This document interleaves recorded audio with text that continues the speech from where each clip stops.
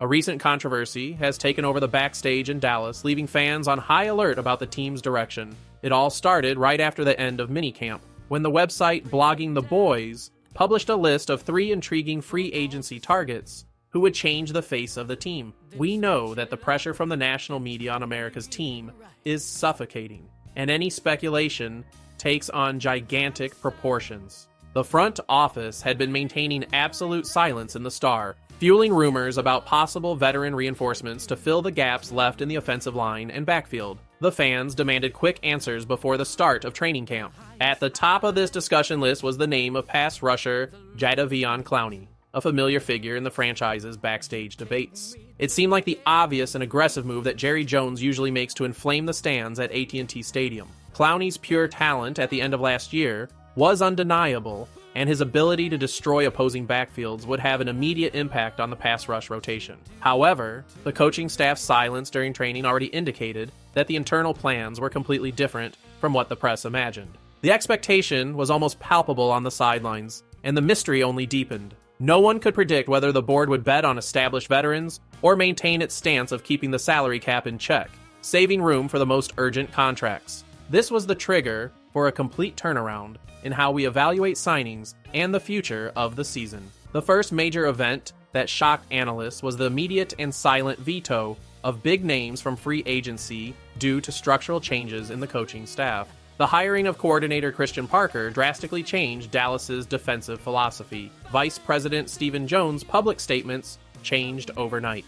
The aggressive tone of someone wanting to bring in heavyweight reinforcements turned into a cautious and cold evaluation of the current roster. The coaching staff made it clear that Jadeveon Clowney simply doesn't fit into the new tactical scheme, completely discarding the veteran. Before continuing with this in-depth analysis, I want to know from you, the fan, do you believe that this decision by the front office to focus on new tactical schemes can keep Dallas at the top of the NFC East, or are we making a big mistake? Leave your comment with your honest opinion below, and don't forget to click the like button to strengthen our Cowboys community. With Clowney out of the plans, the focus shifted to the offense, and the name of running back Austin Eckler emerged as an alternative to be the third man of speed on passing downs. Eckler had a fantastic year with the Chargers in the past, but his recent physical decline has raised red flags behind the scenes. A cold analysis of the numbers showed that his productivity has plummeted, maintaining a worrying average of less than 4 yards per carry. Fans were divided between the weight of his name and the harsh physical reality of a 31-year-old veteran player trying to survive in the NFL. The major change, of course, occurred when management weighed the risk of bringing in injured veterans against the direct impact this would have on the development of the team's young talents. The ghost of Austin Eckler's serious Achilles tendon injury last year sealed his fate in Dallas. The widespread fear within the franchise is that a player in that physical condition would become what we call a progress blocker in the backfield. Bringing in a declining running back would prevent promising young players from receiving crucial snaps during their breakthrough season. The focus shifted completely to the homegrown talents who are demanding opportunities and showing contagious energy in training. We have valuable players like Javonte Williams, Malik Davis, and especially the young Jaden Blue, who has been showing incredible speed and dominating tactical drills with maximum intensity. If you want to stay up to date on all the behind-the-scenes moves and not miss any critical updates about our beloved team, subscribe to the channel now and become part of the largest fan gathering point on the internet. The coaching staff understood that the renewed energy of these athletes is far more valuable than investing money in a veteran with a completely compromised medical history. The sepulchral silence in the training complex during the medical evaluations made it clear that the era of hiring based on brand recognition is over.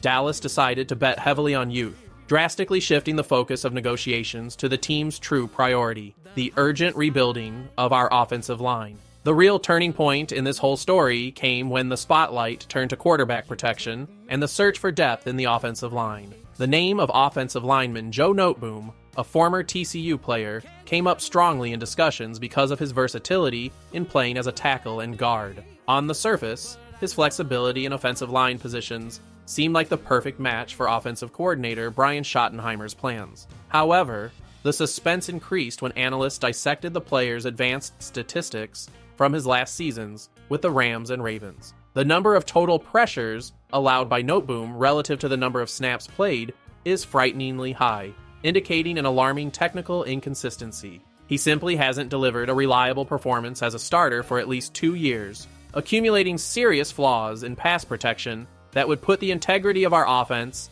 at imminent risk.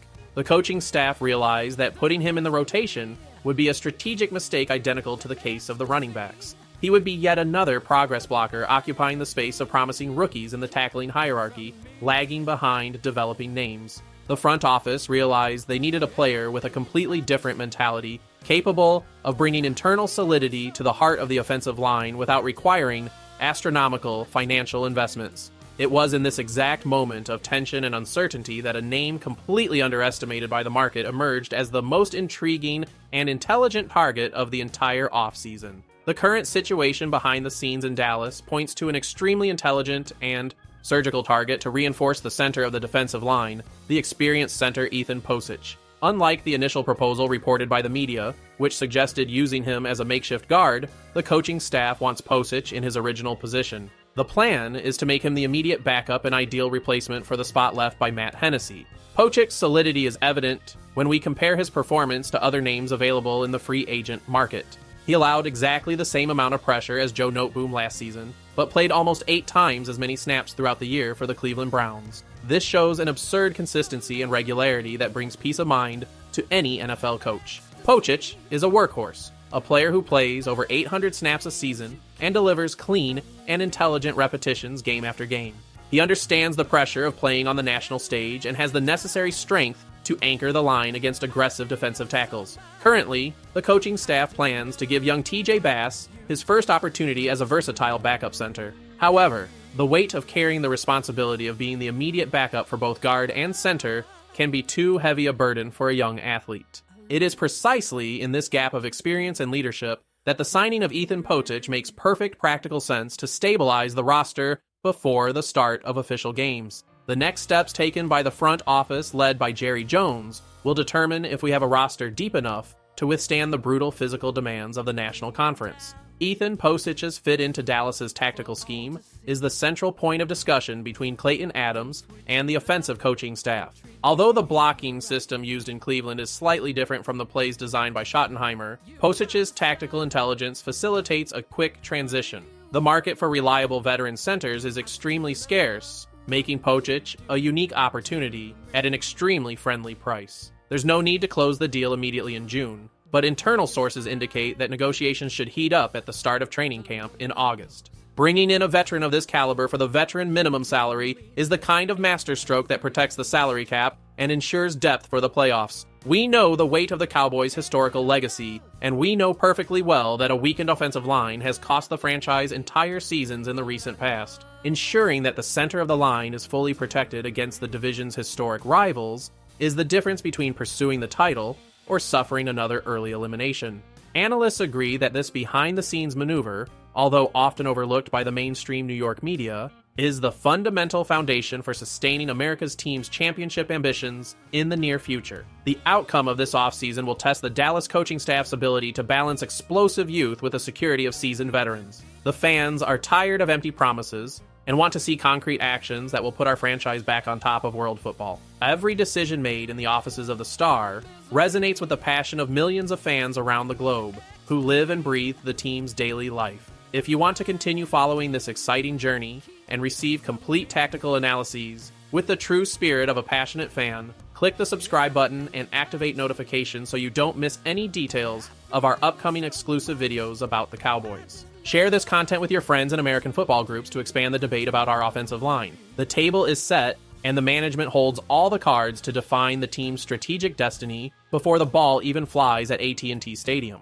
Now, the final question is open for our immense community to intensely debate in the comments. Is the surgical signing of a veteran like Ethan Pocic to bolster the offensive line the missing piece to secure the team? Or should management risk everything by bringing in a high-profile name for the offense? Will this more cautious approach finally pave the way to the long-awaited Super Bowl? Or are we about to witness another year of dashed expectations and unfulfilled off-season promises?